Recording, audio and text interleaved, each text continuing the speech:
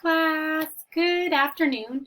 I just wanted to go over the very last assignment that you have called the curriculum model assignment. So I just wanted to bring up a couple of clarifications just in case anyone has any questions. But I just wanted to let you know that on the assignment tab, which is right here, if you click on that, you could always see all your assignments.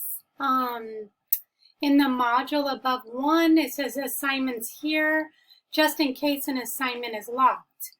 So for this last assignment, I want you to notice that they have the NAEYC Code of Ethics on there. So you do have the PDF to refer. This is really good to add quotes to your comments, especially for the typed part of this assignment. And then just say where you got it from, okay? Don't forget to put page numbers too if given. So if the page number is given, great, put that as well. But I do want you to notice that the student self-reflection, the for part is right here, and that's just your reflection on this assignment.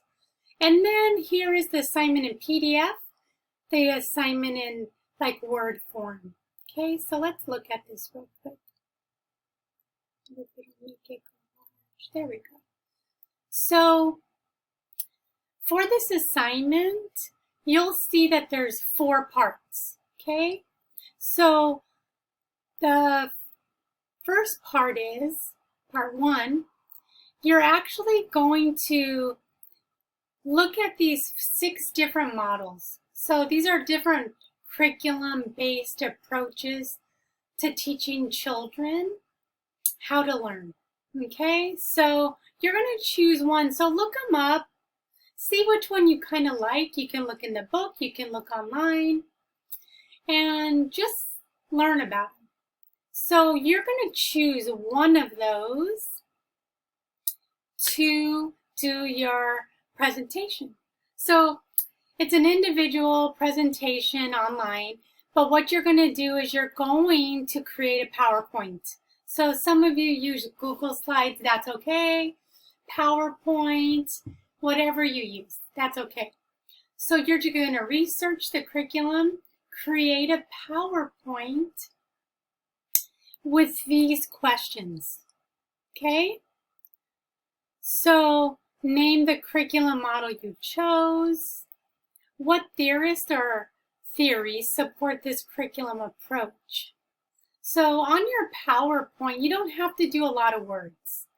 You can just put the curriculum approach very, not a lot of words on your PowerPoint slide, just kind of bullets, as if you were going to present it maybe to the class, okay? So you're going to do your PowerPoint, answer these questions, okay? So again, describe the teaching philosophy associated with the curriculum that you chose. What qualifications or trainings are required for teachers to use this model? So what do they need, if anything? And remember, you learned a lot about Title 22. So you can see if there's anything that says that about, qualifications of teachers. How does the curriculum support children with behavioral, linguistic, or learning needs?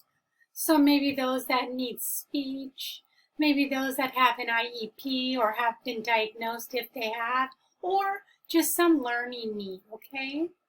How does the curriculum assess children's growth? Does it align with like maybe the DRDP? Do they have that aligning with the DRDP, ECHRS, or CLAS?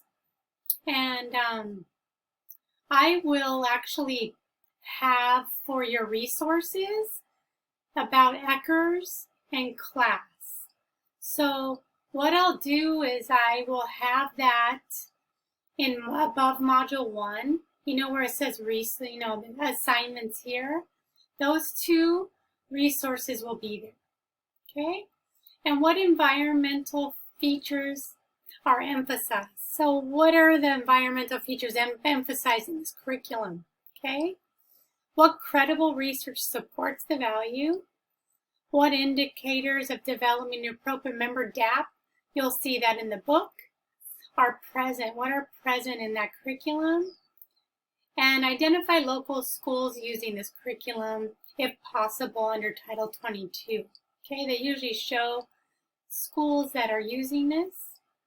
So your PowerPoint, this is the PowerPoint, like I said, it's not going to be wordy. It's just going to be visually appealing. Not too many words.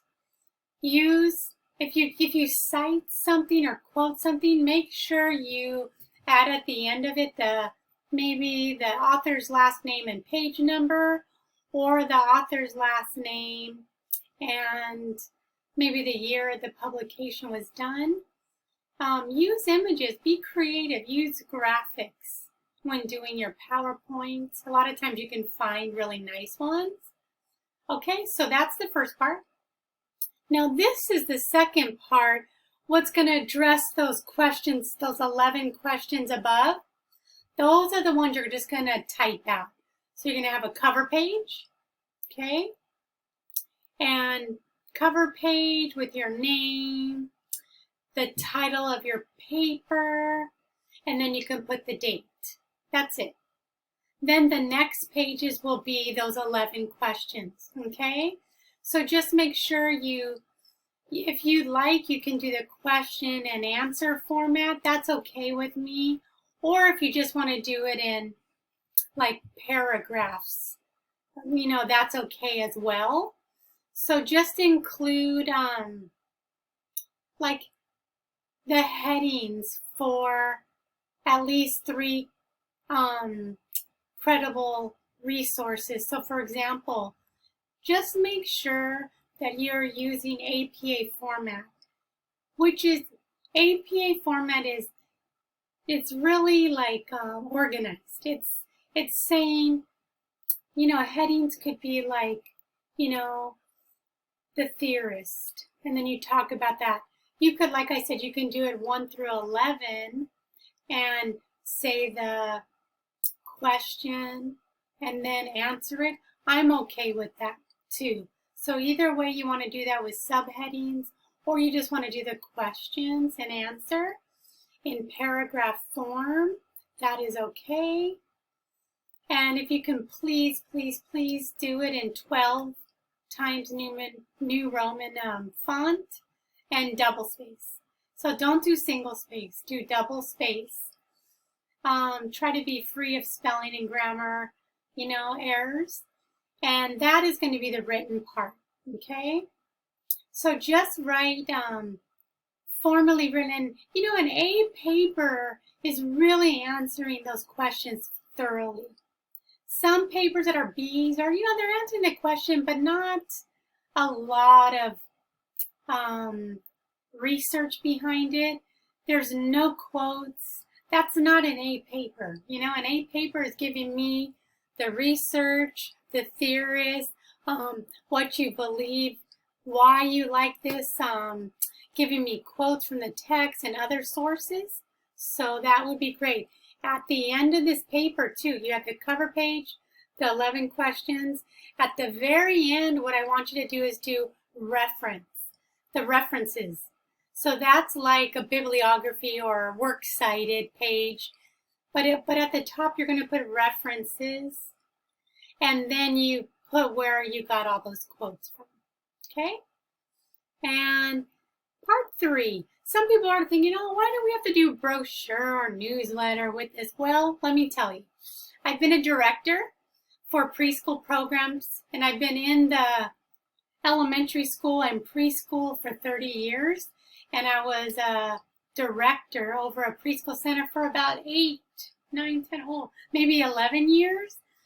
And I did state preschool, and then I also did parent-paid preschool. So what is a big part of this is, what do you do at your preschool? So all you're going to do is create a brochure, again using any digital platform that you like to make this, like Canva. is a good brochure. You can make just a newsletter as well, that it just explains the curriculum model in an engaging way. So what you're going to do is, like if you do a little brochure, one little square here, and then like maybe a picture, and a kind of an overview of your preschool with why you're teaching this curriculum. It's not, again, real wordy. It's kind of like a brochure to capture the parent or who you want to come to your preschool, okay? It's actually really creative. A lot of students enjoy doing the creative part of this, okay? So again, the goal is to inform and inspire while showcasing your knowledge of that curriculum model you chose. So I hope that makes sense, okay? Don't make it too hard on yourself. Just a simple brochure, newsletter, and that would, be enough. And then here's some format options that you can use. Canva for the brochure, Google Docs, Google Slides, Microsoft Word, Publisher, PowerPoint. You can even use just one slide, and I think you can copy and paste it and do all different things for your brochure or newsletter, okay? Again, submitted PDF or maybe a shareable link if it's like Canva, but you should be able to download it and make it into a PDF, and that's what you're going to upload all of these 4 different things. PowerPoint, the written paper, the PDF of your newsletter or brochure, however you want to do it, and last, you're going to do a self-reflection, okay? So again, the brochure goes a little more in depth about the front cover, what you can have, and it could be just one page. That is fine with me. What are you going to have? Like I said, a little square, and then inside the content area, just a few headings, colors, paragraphs, bullet points, not overboard, okay? And then part 4, last, self-reflection. After you complete the assignment, self-reflect on how well you did on that PowerPoint. How did you do on the research and brochure? How do you feel like you did? Like, before you even get graded, you kind of know, like, yeah, I did a lot of research, or I could have probably did a little more. It's just being honest, How did you learn about the research? Did you not know something? So evaluate your research effort. Reference at least one NAEYC, we always say NAEYC, code of ethics, or principle that you gleaned from doing this assignment, and provide answers to 3 questions about your reflection. So again, your reflection is on the next page. I'm going to show you. It's right here. So if you click on that, of course, download it. If you click on the little arrow, it'll download. And this is the student reflection, kind of going over the rubric, okay? So here's the rubric, and here's the reflection question, okay? So just please answer these. What part of the project are you most proud of and why? Through your research, PowerPoint, brochure, which one did you really like a lot? What would you do differently next time? And what did you learn about the curriculum module or yourself, like as a teacher or someone that wants to work with kids maybe? So just a reflection. It does not have to be that long. A page is more than enough answering these 3 like paragraphs. 3 questions and 3 paragraphs is perfect. Okay? So I hope that helped. I hope you're learning a lot in this class. Definitely a lot about child development, how a child learns. You've got to do lots of observations. So again, I hope this was helpful. Take care. Bye.